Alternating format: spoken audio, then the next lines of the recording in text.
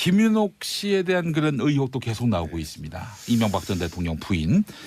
아, 이분도 뭐 진짜 정량 정가대로 하자면은 구속 수사가 불가피해 보이는데 말이죠. 난 무슨 나는 해남의 가격 얘기하려는 줄 알았더니 정량 정가대로. 나는 뭐 세일에 안 사고 정가로 산다 이 얘기하시는 줄 알았는데. 아이, 이게 너무 웃으시니까 제가 몸둘 바를 주겠습니다. 예. 이게 부적절한 표현을 쓴 것 같아요. 예, 예. 사실 김윤옥 여사 같은 경우도 지금 여러 개죠. 나와 있는 게 일단 이팔성 회장 측으로부터 뭐 이상주 전문을 통해서 한 5억을 받았다는 얘기도 있고 그다음에 지금 매일 요즘에 나오고 있는 그 화재 백 사건도 있고 또 거기다 뭐 김희중 실장을 통해서 1억 건너간 거 물론 그거는 뭐 이명박 전 대통령이 이번에 검찰 조사에서 유일하게 인정한 부분이었잖아요. 그건 뭐 대북 관련해서 뭐 좀 기밀이 요하는데 사용됐다 뭐 이런 취지로 얘기를 한번. 근데 날짜가 맞지 않아요. 네, 그러니까요. 하여튼 일단 그렇게 주장을 했죠. 근데 그것도 김윤옥 여사랑 관련이 있다라는 뉴스가 최초에 나오면서 계속 문제가 됐죠. 왜냐하면 미국 순방할 때 뭐 어쨌건 김윤옥 여사 측에 전달했다라고 했으니까 이런 걸 종합해 보면 통상적으로는 이제 뭐 검찰 포토라인에도 쓰고 또 지금 말씀하셨던 것처럼 이건 뭐 금액 자체가 꽤 크다면 뭐 진짜 구속이 될 가능성도 배제할 수 없는 사안이긴 하나. 이제 전직 대통령과 전직 대통령의 그러니까 영부인을 또 다시 포토라인에 세운다라는 거는 검찰 입장에서 굉장히 부담스럽고 과거에 이제 노무현 전 대통령 수사할 때 권양숙 여사 조사를 했었죠. 그 당시에 방문해서 조사를 했었습니다. 그리고 이게 또 가족을 전부 그러니까 일반 범죄에서도 가족을 둘 다 구속시킨 사람은 별로 없어요. 그렇기 때문에 이번에도 이제 이명박 전 대통령의 신병은 내일 모레 아침 뭐 김태현 변호사님 얘기로 하더라도 모레 새벽에 결정되겠죠. 그 다음에 이제 비공개로 조사를 하거나 아니면 방문 조사를 해서 이분 관련된 사실 확인을 좀 할 가능성이 높다 이렇게 봐야 될 것 같습니다. 처벌 가능성은 어떻습니까? 낮죠. 낮아요? 낮죠. 아, 낮다. 맞죠. 약하다? 아니 왜냐면 저한테 물으세요. 저는 아까 도덕적으로 잘못하고 정치적으로 잘못 그건 뭐 당연한 거고. 예.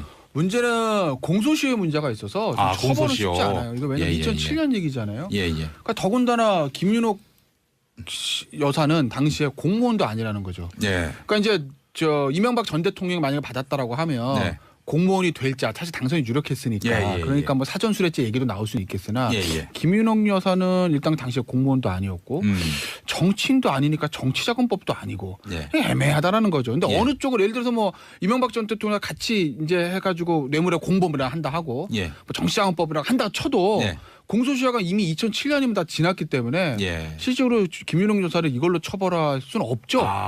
그러니까 이제 검찰도 그걸 알기 때문에 이걸 뭐 굳이 뭐 포털에 세울까 뭐 이런 문제니까 비공개 소환 조사 정도 할 수 있어요. 이제 사실관계 확인을 위해서 뭐 참고인 형태로는 조사할 수 있을 거예요. 그렇지만 이걸 가지고 사법 처리하기는 뭐 전직 대통령 부부를 둘 다 구속하는 게 맞냐 안 맞냐 문제는 나중 문제고 그 전에 이미 공소시효 단계에서 카트가 될 것 같아요. 지금까지 나온 혐의로 보자면 그럴 것 같은데 앞으로 그건 알 수 없죠. 그러니까 예를 들면 어제 이제 영장에 나왔던 그런 부분에 뭐가 있냐면 2011년에 이팔성 씨가 백에다가 1억인가요? 담아가지고 이상주 전 전무를 주니까 2011년입니다. 그거를 이상주 전무가 받아서 큰 딸이 이주연 씨한테 갖다 주고 그 이주연 씨가 어머니 김윤옥 여사에게 줬다라는 거거든요. 만약에 그걸 김윤옥 여사가 나 남편 줬는데? 라고 하면 최종 수뢰의 기착지는 이명박 전 대통령이니까 이명박 전 대통령이 다 뒤집어 쓰면 되는데 그게 아니라 본인이 최종 목적지라고 하게 되면 그때는 얘기가 달라지는 거죠. 그렇군요. 뭐 더 조사를 그러니까 해봐야 2011년 얘기가 남아있으니까 그러니까 제가 말씀드린 건 공소시효 문제는 어제 이제 보도됐던 2007년 8년 그 뺀 얘기인 거고 영장에 포함됐던 2011년 얘기는 또 다른 얘기예요. 알겠습니다. 자, 요즘 그 SBS가 역대급 탐사 보도를 내놓고 있는데 삼성그룹이 경영권 승계 과정에서 에버랜드의 땅값을 결정적으로 이용했다 이런 얘기인데 자 이건 뭐 결국에는 이재용 부회장 3심 재판에도 매우 중요한 그런 이슈가 될 것 같아서 한번 좀 세 분의 의견을 들어봤으면 좋겠습니다. 이게 좀 묘하더라고요. 그러니까 이거는 뭐 근데 단언해서 이거는 무조건 삼성의 경영권 승계를 해서 공시가가 널뛰게 됐고 이게 뭔가 좀 정보기관이 달려들었다라고 단정할 수는 없으나 이상한 건 맞아요. 현재 합리적 의심 단계죠. 일단 94년도로 잠깐 넘어갈게요. 그때부터 쭉 건너오면 그때 이제 에버랜드 표준 공시지가 98,000원이었어요. 근데 그게 높은 편은 아니었습니다. 그 이후에 95년에 공시지가가 말도 안 되게 떨어져요. 이제 3분의 1로 떨어집니다. 36,000원. 36,000원. 그 96년도 이제 그 에버랜드 전화사채 문제를 생각해 보면 그 당시에 주가 뭐 대략 시세 한 10분의 1 정도 가격으로 전화사채 만들어 가지고 이재용 부회장이 뭐 승계 작업에 썼다 이런 얘기가 있잖아요.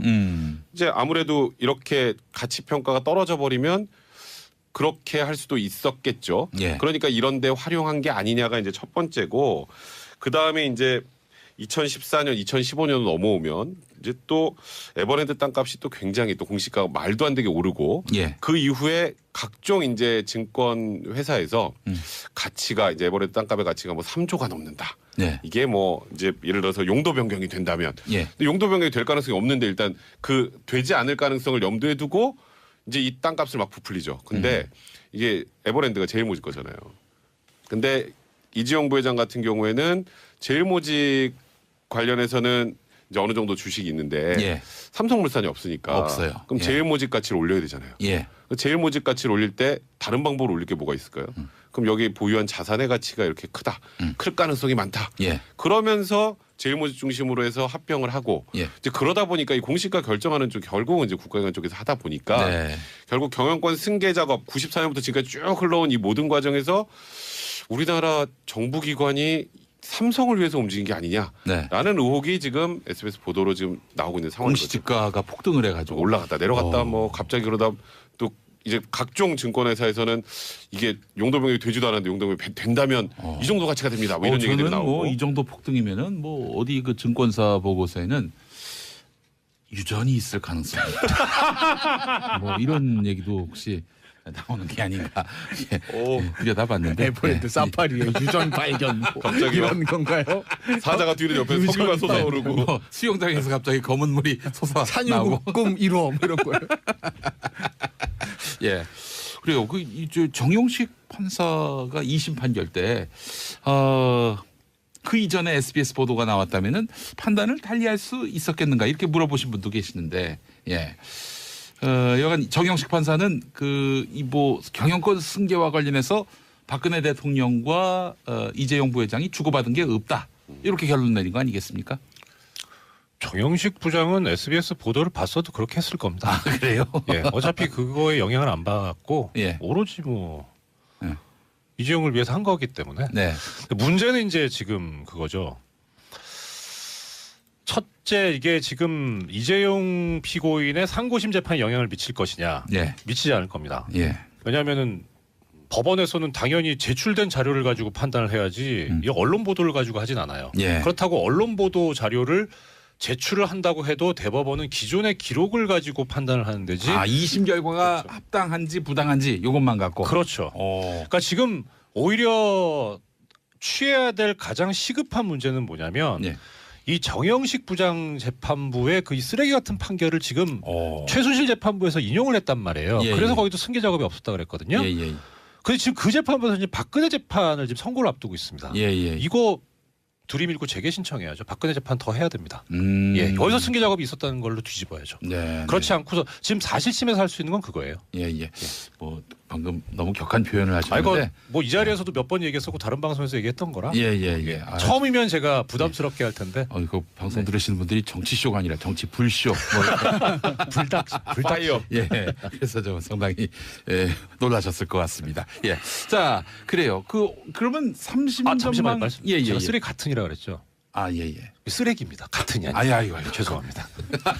자제해 주시기 바라겠습니다. 패널은 얘기하고 가면 되는데 제작진은 고통스러워요. 남아서 뒤처리를 해야 되니까. 표정 굳었잖아요. 지금. 알겠습니다. 자, 3심전망 두 분은 어떠세요? 3심이요? 3심 그대로 갈 거예요. 2심의 결과를 그대로 인용할 그러니까 것이다. 앞서 뭐 이정재 전 부장판사 잘 말씀. 물론 뭐 이럴 수는 있어요. 그러니까 그 심증은 바뀔 수는 있죠. 그러니까 물론 증거 기록을 보고 판단하니까 예를 들면 판결문 쓸 때 SBS 보도에 의하면 경영권 승계 작업은 있다. 이렇게 못 쓰죠. 왜냐하면 증거를 제출한 게 아니니까. 근데 다만 사람이기 때문에 판사들도 신문 보고 할 거 아닙니까? 그러니까 마음속에 기존의 기록을 이제 보다가도 이 자꾸 보도 나오는 게 이제 머릿속을 좀 짓눌러서 예. 경영권 승계 작업이 있다. 기존에 있는 증거 뭐 이렇게 뭐 심증이 바뀔 가능성은 있으나 네. 그건 뭐 사람이니까. 예. 그런데 이제 공식적으로 SBS 보도에 따르면 에버랜드 공시지가 왔다 갔다 네. 출렁출렁 됐으므로 예. 경영권 승계 이렇게는 못 쓰죠. 그러니까 파기환송 가능성은 없다. 아니야. 근데 파기환송 가능성 별개. 그러니까 예를 들면 이럴 수는 있어요. 예. 그러니까 지금 이제 변론 제가 사실 물리정 쉽지는 않을 거고 네. 왜냐하면 이게 언론 보도 자료지 특검에서 수사를 통한 건 아니니까. 그러니까 예. 가능성은 뭐냐면 우리가 말 세 마리 얘기 많이 하잖아요. 예. 그 말 세 마리 소유권에 대해서는 법원에 다르게 판단할 수 있다는 대법원에서.